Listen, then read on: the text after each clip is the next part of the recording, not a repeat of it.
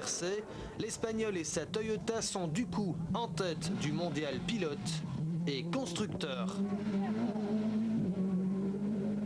Au Monte-Carlo, Juha Kankkunen termine deuxième.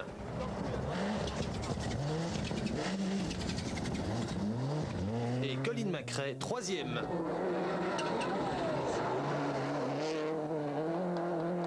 Bruno Thierry est sixième. Bruno a signé 2 scratchs.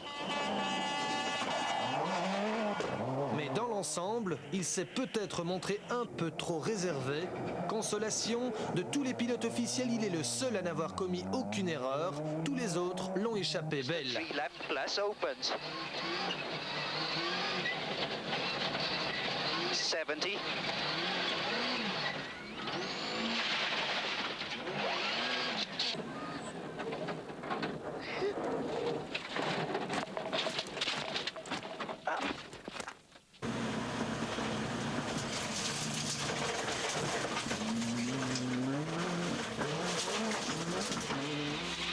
Slippy maybe, key left plus.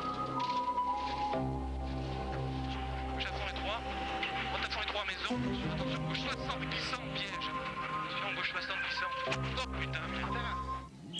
En Suède, Thomas Rättström et sa Toyota font un festival à 6 scratchs. Rättström domine le rallye jusqu'à sa sortie fatale.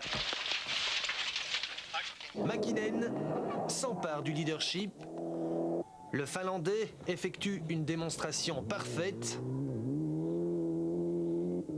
Il gagne la Suède devant Carlos Sainz, deuxième. Et Juha Kankkunen, troisième. Bruno Thierry est huitième. Sur la neige, il a attaqué beaucoup, mais de façon pas toujours très efficace, avec des trajectoires beaucoup trop larges. 15 jours après la Suède, Bruno Thierry débarque au Kenya. Il va y vivre le plus douloureux souvenir de sa carrière. Un accident stupide, en reconnaissance, à bord d'une voiture conduite par Juha Kankkunen. Bruno se retrouve à l'hôpital avec 2 côtes cassées. Il va rater le Kenya et le Portugal.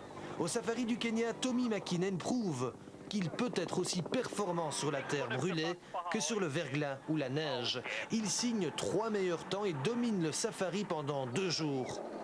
Il possède 5 minutes d'avance lorsqu'il est trahi par sa mécanique. Courroie de distribution cassée, c'est l'abandon.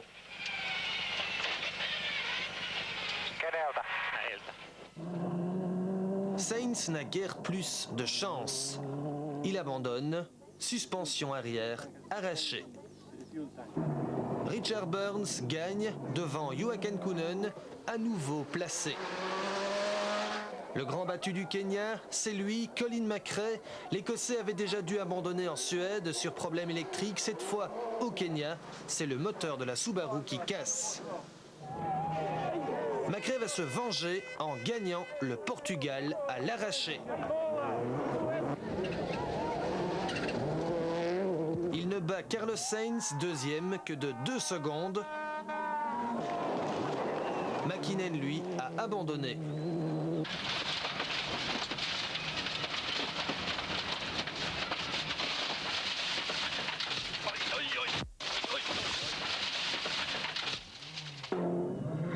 Grand bonheur pour les Belges, Freddy Loax est troisième. Freddy a livré un Portugal fantastique. 6 fois le plus rapide en spécial, il jouait la victoire absolue lorsque sa boîte de vitesse a cassé. Du coup, Freddy est nominé par Toyota pour le Catalogne. Mais le pilote dont il a pris la place est vexé et il se venge.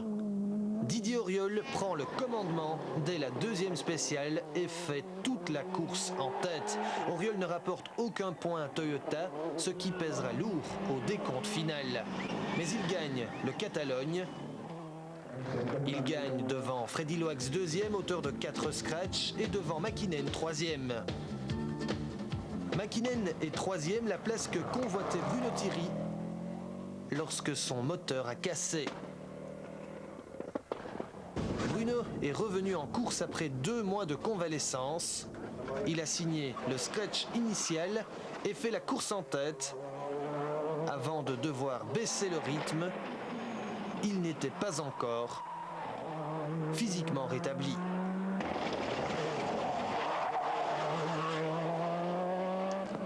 Colin McRae est le grand bonhomme du Tour de Corse. Sur l'asphalte mouillé, il est impérial. Sa Subaru fait merveille. Il gagne 5 spéciales. Le 3e jour, il fait sec et Bruno Thierry sort le grand jeu.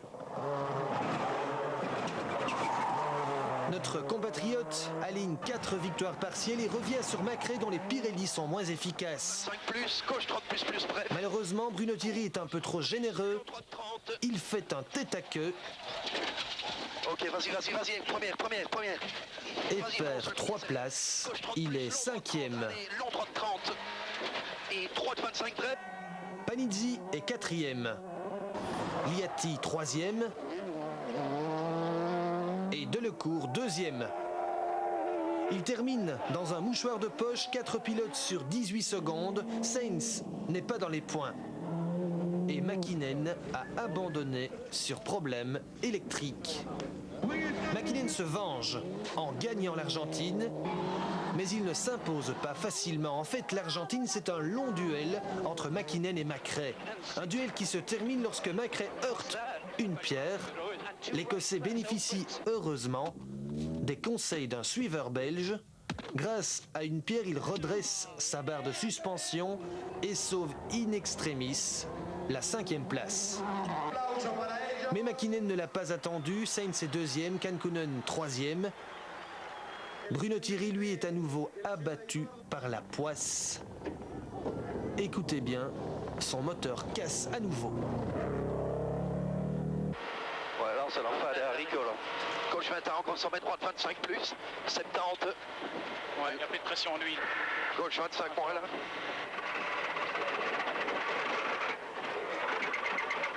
Finito. Bruno attaque l'Acropole en Grèce, le couteau entre les dents. Il signe 2 scratchs, mène la course pendant 4 spéciales. Dans la 5e, malheureusement, et à nouveau, le moteur casse. 12 km en mer, 1,5 km du TNT, ça me passait le téléphone. C'est d'autant plus rageant que c'est la première fois qu'il était en tête d'un rallye mondial sur Terre.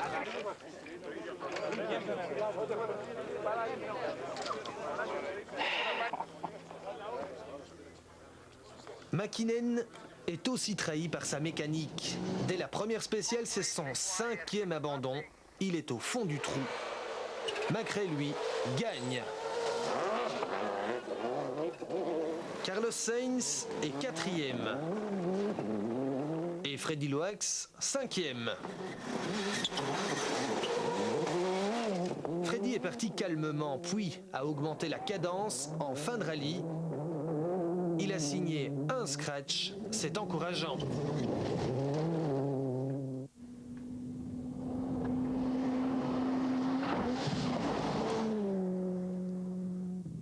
En Nouvelle-Zélande, on vit le rallye le plus fou de la saison. 3 pilotes se battent pour la victoire pendant 3 jours. Didier Auriol, Carlos Sainz et Colin McRae sont roue dans roue. Le rallye change 10 fois de leader. Sainz finit par s'imposer. Auriol est 2e. Mäkinen 3e, sauve l'honneur. McRae, lui, n'est que 5e, retardé par une crevaison. Surpris par une pierre cachée, Bruno Thierry a effectué un looping fatal. Décidément, ce n'est pas sa saison. Long droite 25 plus.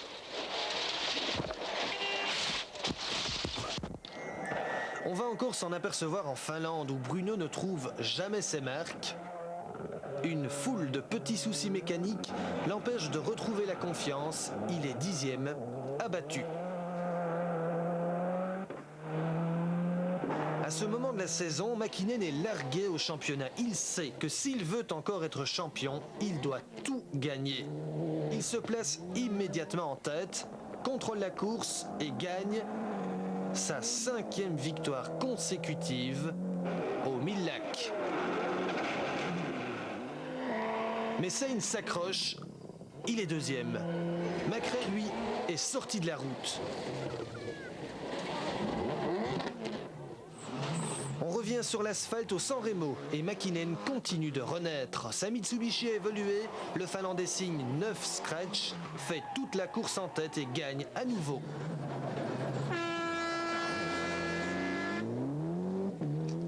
Il bat de 16 secondes l'Italien Liatti. McRae 3e. Sainz 4e.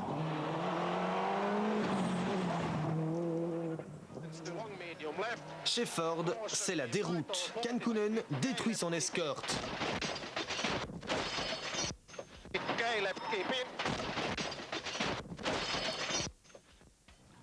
Bruno Thierry a connu une foule de petits pépins, le principal étant que l'escorte n'est plus compétitive. Bruno est 6e.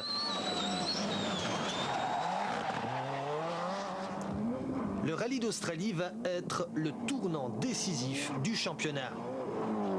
Mäkinen n'a toujours pas le choix, il doit encore gagner s'il veut être champion du monde. Mais Sainz, qui est discrètement en tête du mondial pratiquement sans arrêt depuis le Monte-Carlo, veut aussi gagner.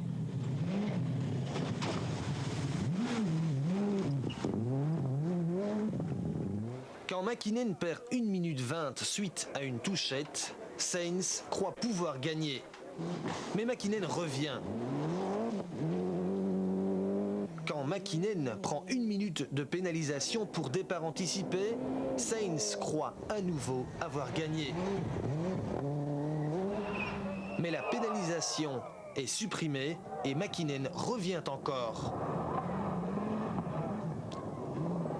Il gagne et bat Sainz de 17 petites secondes. Bruno Thierry est 7e, régulièrement contrarié par des problèmes techniques. Le RAC est le seul rallye où il ne connaît aucun souci. Bruno termine 3e pour terminer la saison en beauté et terminer la carrière de l'escorte après 30 ans de service. C'est au RAC Rally qu'on connaîtra le champion du monde. Mäkinen sort. Mäkinen se traîne avant d'être arrêté par la police. Sainz va être champion. Pendant 3 jours, l'Espagne se prépare à organiser une fiesta nationale à la gloire du roi Carlos. Cité inoubliable, un REC gagné par Burns, ce qui donne le titre mondial constructeur à Mitsubishi.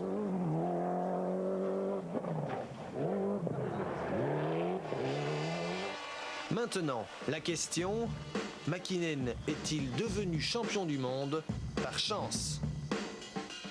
À vous de juger. Il a gagné 5 rallyes pour 2 à Sainz. Il en a gagné